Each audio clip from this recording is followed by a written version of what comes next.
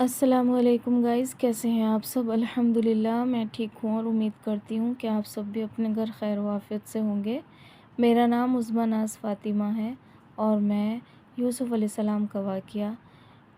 تھوڑا تھوڑا کر کے ویڈیو بنا کر کے ڈالتی ہوں یوٹیوب پر، اور آپ سب لوگ میرا حوصلہ افزائی کریں،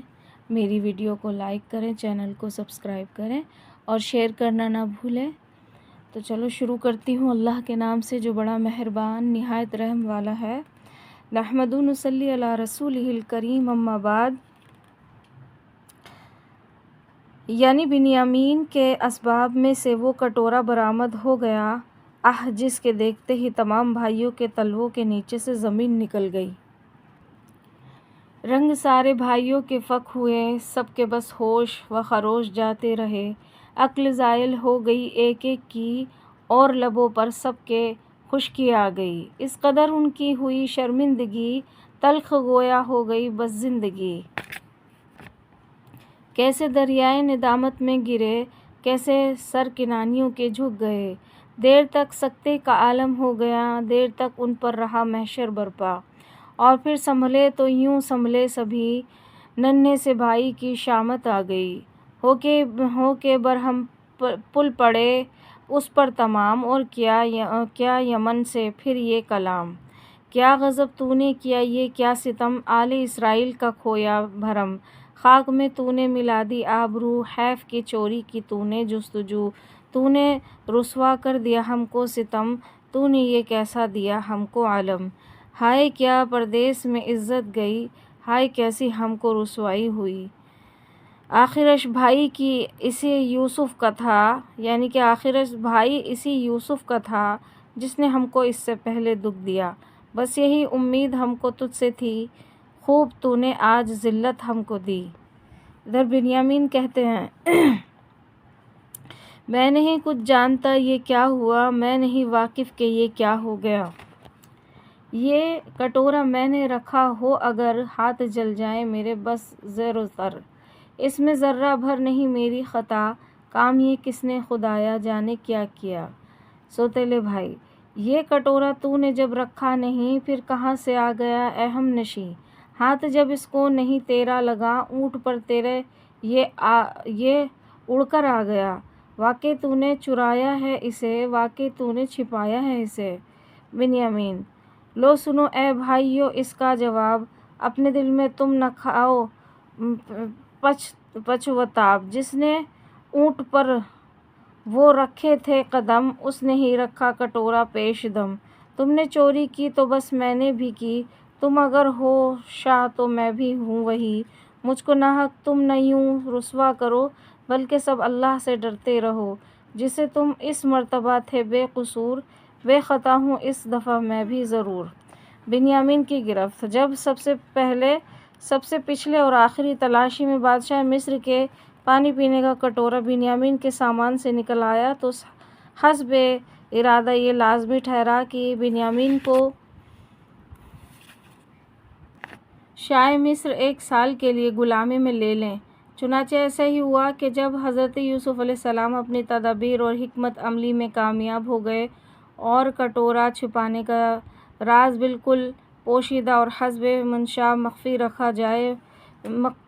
رہا، جسے مولا تعالیٰ فرماتا ہے کذالک کدنا لیوسف ما کان لیأخذ اخاہ فی دین الملک الا ان یشاء اللہ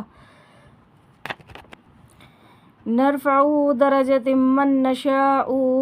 فوق کل ذی علم علیم، یعنی ہم نے یوسف علیہ السلام کو یہ کامیابی تدابیر بتائی، ورنہ مصر کے قانون کی رو سے وہ اپنے بھائی بنیامین کو ایک لحظہ کے لیے، ایک لقطہ کے لیے بھی نہیں روک سکتے تھے، اور اللہ کو منظور ہوتا تو اور بہت سی باتیں ممکن تھیں، بس ہم جس کو چاہتے ہیں حسن تدابیر میں اس کے درجے بلند کرتے ہیں اور ہر جاننے والے سے زیادہ جاننے والا موجود کر دیتے ہیں، بے شک اللہ بہت بڑا غفور رحیم ہے۔ یہاں یہ بات بھی معلوم ہونی چاہیے کہ ملک مصر کا کیا قانون تھا جس کی روح سے حضرت یوسف علیہ السلام اپنے بھائی بنیامین کو نہیں روک سکتے تھے۔ وہاں کا قانون یہ تھا کہ چور نے اگر 1 पैसे की चोरी चुराई है तो उससे 2 पैसे जुर्माना वसूल किए जाते थे और उसको ताजिया ने मार कर यानी कि उनको मार पीट कर शहर से निकाल दिया जाता था। पेश अगर मिस्र सज़ा प्यारे बिन्यामीन को मिलती तो मकसूद असली फौत हो जाता और बिन्यामीन प्यारे भाई के पास रह नहीं सकते थे, इसलिए अल्लाह ताला ने इसराइल सज़ाएँ मुकर्रर कराई। अलकिस्सा जब वो शाही कटोरा बिन्यामीन के असबाब में से बरामद हुआ तो हज़रत यूसुफ़ अलैहिस्सलाम ने किनानियों की तरफ मुखातिब होकर फरमाया कि बड़े अफसोस का मकाम है कि आप लोग अपने को पैगम्बरज़ादे बताएं और आले इसराइल कहीं और अनफाल आपके ऐसे शर्मनाक हों। यह सुनकर किनानी और भी ज़्यादा दरियाए नदामत में गोता ज़न हुए और अपनी ज़ात की बरियत की तरफ मुतवज्जह हुए और कहा, क्या है बादशाह? गर्ज के उस खौफनाक गुस्से और गैज़ व गज़ब के आसार देखकर हज़रत यूसुफ़ अलैहिस्सलाम डर गए और जल्दी से आने वाली आफत को रोकने की आपने तदबीर सोची और अपने फ़र्जंद अफ़राहीम को अपने पास बुलाकर खड़ा कर लिया। और फ़राहीम हज़रत यूसुफ़ अलैहिस्सलाम के फ़र्जंद हैं और वालिदा माजिदा प्यारे फ़र्जंद की हज़रत ज़ुलेखा हैं और उमर उनकी उस वक्त उम्र 5 साल की है, जो वालिद माजिद के तख्त शाही के पास खड़े हैं, जिनको हज़रत यूसुफ़ अलैहिस्सलाम अपने क़ुर्ब बुलाकर हिदायत करते हैं कि नूर ऐन जिस वक्त तुम्हें इशारा करूं उस और जिस तरफ इशारा करूं वो फ़ौरन उसकी पश्त पर जाकर अपना हाथ लगा देना और जल्दी से मेरे पास चले आना। साहबजादे जनाब यूसुफ़ अलैहिस्सलाम के हुक्म की तामील के लिए बिल्कुल आमादा और तैयार खड़े हैं। इधर किनानियों पर एक रंग आता है और दूसरा जाता है। नेज़ जोश उनका यहाँ तक बढ़ रहा है और यहाँ तक मशहूर है जिसकी इंतहा नहीं। रोवेल गुस्से में भरा हुआ अपने दीगर 9 भाइयों से कहता है कि सिर्फ मुझ को अकेले ही को मिस्र की तमाम मखलूक पर छोड़ दो कि उन सब को मैं अपनी एक चीख से खाक कर दूं और तुम 9 मिलकर शाह पर यानी कि नरगा करके इसे हलाक कर दो। बादशाह को मुझे दे दो और तमाम मखलूक से निपट लो। बहरहाल जो कुछ करना है वो इस वक्त करो और अपने भाई बिन्यामीन को अपने साथ लेकर यहाँ से चलो और एक लहजे के लिए उसे न छोड़ो और ना खुद भी एक लहजे के लिए यहाँ ठहरो। यह सुनकर 9 भाइयों ने इसे समझाया और कहा कि देखो, इतने सख्त जोश इंतकामी का वक्त नहीं है। बादशाह ने अगरचे हमारे भाई को हमारे ही कानून के मुताबिक 1 साल के लिए ले लिया है, मगर साथ ही इसके वो हमारा मोहसिन है और देखो ये कैसे कैसे उसने हमारे साथ एहसान किए हैं। और भाइयों की इस नसीहत पर रोवेल और ज़्यादा भड़क गया और गुस्से में आकर भाइयों को झड़क दिया और कहा कि दूर हो जाओ, मेरे सामने से चले जाओ। हाशा कल्ला, मैं अपने भाई बिन्यामीन को छुड़ा कर रहूँगा,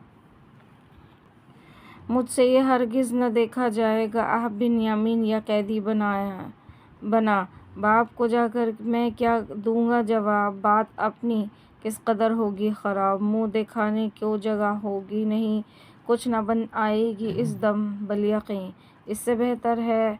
यही हम मरे हैं, वरना बिन्यामीन को ले चले। ज़ोर ताकत अपनी कब काम आएगी, आज की मुश्किल न जब हल हो सकी। सुन के रोवेल से शर्मा गए भाई भी गुस्से में सब गरमा गए। देखकर ये हाल यूसुफ डर गए, तख्त पर बैठे हुए थर्रा उठे और कहा दिल में इलाही खैर हो, आ गया है जोश जिस रोवेल को देखते ही हुई है क्या आफत पे माँ, रहम फरमा मुझ पे ए मेरे खुदा। हज़रत यूसुफ अलैहिस्सलाम ने जब देखा कि रोवेल सख्त बरहम हो रहा है और उसके गरमाने से दीगर भाई भी सख्त गुस्से में आ भरे हैं, खौफज़दा हुए कि इतने में रोवेल बादशाह मिस्र اور مخلوق کی طرف متوجہ ہوا جس کے تمام جسم کے بال لوہے کے کانٹے بن کر کپڑے پھاڑتے ہوئے باہر نکل آئے اور ان میں سے خون ٹپکنے لگا اور آنکھوں میں سے آگ کے شعلے نکلنے لگے، اور پھر راول چاہتا تھا کہ ایک چیخ مار کر سب کو ہلاک کر دوں کہ اتنے میں حضرت یوسف علیہ السلام نے اپنے فرزند افراہیم کو راول کی طرف اشارہ کیا، اور نور نظر افراہیم چپکے سے آئے اور آہستہ سے راول کی پشت پر اپنا ہاتھ رکھ کر تخت شاہی کے پاس چلے گئے۔ نکتہ: آل اسرائیل کا غصہ مشہور تھا، مگر ساتھ ہی اس کے اتار بھی اس غصے کا ان کی آل میں موجود تھا، یعنی یہ کہ جب کوئی ان میں سے غصے میں بھرتا تھا تو ان کی اولاد میں سے کوئی چھوٹا یا بڑا اس کی کمر پر ہاتھ رکھ دیتا تھا، جس سے غصہ کرنے والے کا غصہ بالکل ٹھنڈا ہو جاتا تھا اور وہ مسل پانی ہو کر رہ جاتا تھا۔ اس سے آگے کا واقعہ انشاءاللہ کل ڈالوں گی، اور میری ویڈیو کو لائک کریں، چینل کو سبسکرائب کریں اور شیئر کرنا نہ بھولیں، اچھے کمنٹ کریں، میری حوصلہ افزائی کریں۔ اور یہ دیکھیے گا، آپ ٹائم دیکھیے گا کہ کیا ٹائم ہو رہا ہے۔ میں سب کام سے نمٹ کر کے، میرے گھر گیسٹ بھی آئے ہوئے، میں سب کام سے نمٹ کر کے رات میں، کیونکہ میرا گھر جو ہے بالکل روڈ پر ہے، جب بالکل شانتی ہو جاتی ہے، شور گل کم ہو جاتا ہے، تب میں ویڈیو ریکارڈ کرتی ہوں رات میں، تاکہ شور نہ مچے۔ اسی لیے میری ویڈیو کو لائک کریں، چینل کو سبسکرائب کریں اور میری حوصلہ افزائی کریں، شیئر بھی کریں۔ تب تک کے لیے میں لیتی ہوں اجازت۔ اللہ حافظ، وآخر الدعوانا ان الحمد للہ رب العالمین۔ السلام علیکم۔